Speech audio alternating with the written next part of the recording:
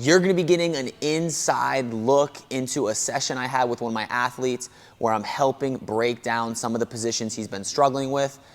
Let me know if this video was interesting, if it was helpful. If so, I can definitely make more, but let's get right to it.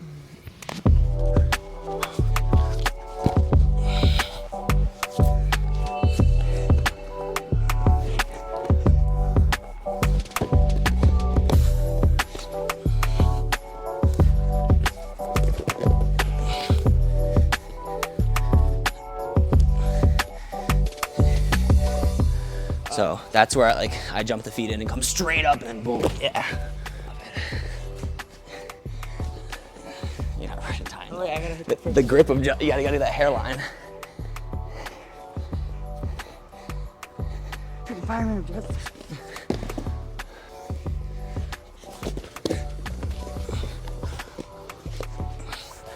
Keep not going for elbow control. No, you're never tired. That's when I'll snap and then throw. Yeah. Shuffle it up. Take your time. Yeah.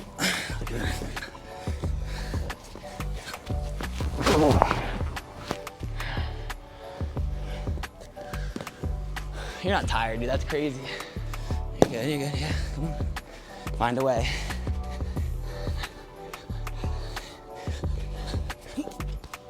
Now go head now. So grab the neck and then pull me that way. Yeah. That hip bicep justice. So if I have your leg in the air, I want to be like this. See that? So I have my hips turned in so I can trip you. Defensively push my shoulder back so I can't turn my hips. So that's what I was doing to you. So my next step when I wrestle somebody like this, I go. So when they start doing, so if you turn this way so you can reach my foot and sweep easier. So I'm gonna start doing this. Then, yeah, exactly. That's like the only two finishes I do. So if they're doing this to you, I grab the neck, and then if they're like just kind of standing away, you can uppercut finish. And once in a while, I'll try to do the shoulder thing. In this section, I show Dante how to get from a Russian tie when your opponent has an underhook on you. What you want to do is shorten that underhook up. You can even add fakes to try to pull that underhook across and get to your Russian tie. You ever go here and feed it across from the underhook? So I think that could be something that you useful. Like when I got this on you though, you went head here. Phone block my leg if you need to start bringing your coat into here. And then you'll be able to feed it. It's a little adjustment from like, yeah, so like, if I go here, boom, and then as I'm trying to bring, yeah, you do a little bit of that, and then you'll be able to loosen it up enough. Then watch this, ready? One more thing. Say you still can't get it out, right? Say I have this, you still can't get the Russian. Fake a fireman's. Make sense? And then I hit the fireman. Yeah, then you do whatever technique you want to do at that point. I loved wrestling when people got an underhook on me. I loved wrestling here and keeping him here, because you won't have any options. So the person would still be like, oh, I really want to use the underhook. Well, you have nothing from here. Well, I can hit the frickin'. And then I would do a drag into, oh, you're not getting mated. I don't know about that because when you're here, you have head position. Ooh, yeah, you're right, dude. What did I invent that, dude? Yeah. I've seen the boot screw stuff, but like, I've seen it from here. Essentially, most people do it from the elbows. So they go here and then you just go like this. It just makes you lower, but.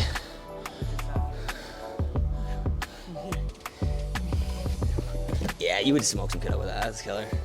A junior whopper? Is that what you're saying? No, it's Jordan Burroughs. Oh, buddy. Oh, you sprawling now? Is that like the new? It's like. So if I do go wrist, I go like that a lot sometimes. So if I seal, and then I get here, I'll go here, and then that's fine to go wrist. This position that I go over right here is super important.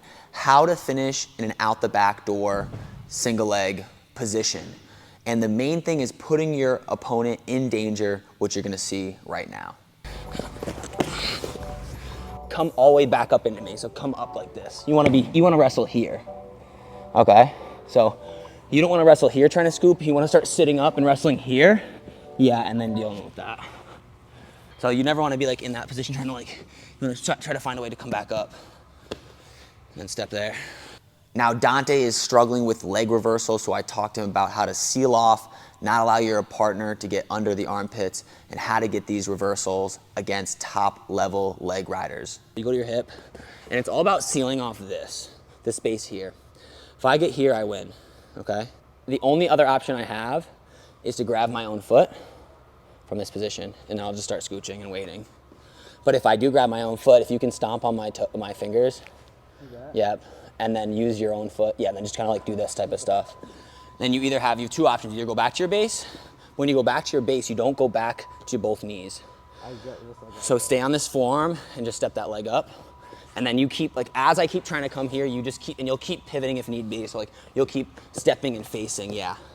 So that's option one. And then option two, yeah, it's going to a crackdown essentially. So you keep the same tilt, you just get, yeah, then you get the arm in between. You can wrestle from there. You know that roll thing? That's only like if I'm going, so if I'm going like banana split or I'm coming here, you can roll over that shoulders hard, kind of flip those, yeah. You can bait it too. You know, my bottom is this, right? I tripod, they throw the leg in, I go like, and then this is the part where people mess up.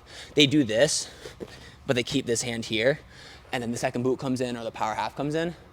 So it's really the part that people miss that really doesn't allow them to escape.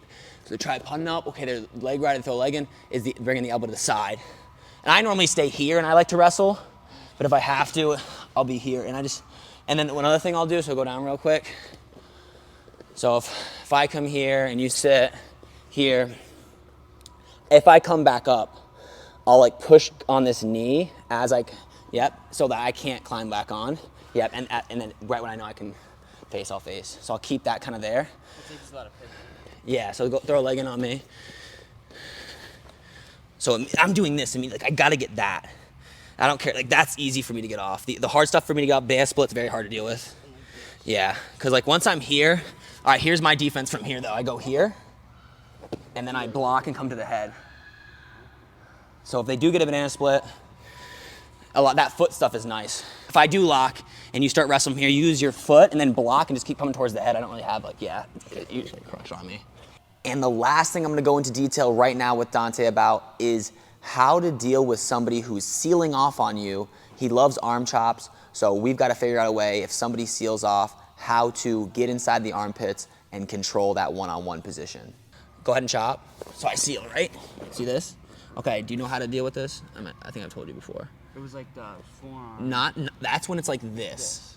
When it's here, I've sealed off, right? Grab the hand. No, you won't. Sometimes you will be able to, but because I have it braced on the knees and stuff, just grab the wrist and put it forwards, and then put your knee on my thigh, and then I'll try to seal off again. Then feed your hand through my armpit. On a spiral, and then you can work getting the wrist there. Yeah. So if they seal you off, and you can no longer chop, you'll just put your knee there, so then I can't actually go back in. Then you can feed it in underneath again, and then you can go underneath. Yeah. Does that make sense? So like if you have somebody that's sealing, I'll go, like this is kind of what it'll feel like. So if I'm a real chopper and you're kind of sealing there, I'll go here and I'll go like this, and I'll put like a lot of weight there, and then I'll go like this. And I'll put it really high up, and then I'll kind of like go like that. And you can always, I like coming back here. I always switch to chops. I do like chop, boom, pull, and learn how to do those different positions.